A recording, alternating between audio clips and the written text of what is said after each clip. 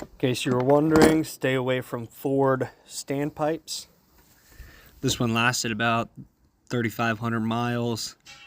O-ring blew out right there and also blew out the Teflon. Hot no start condition. We're going to go ahead and pull out the driver's side as well.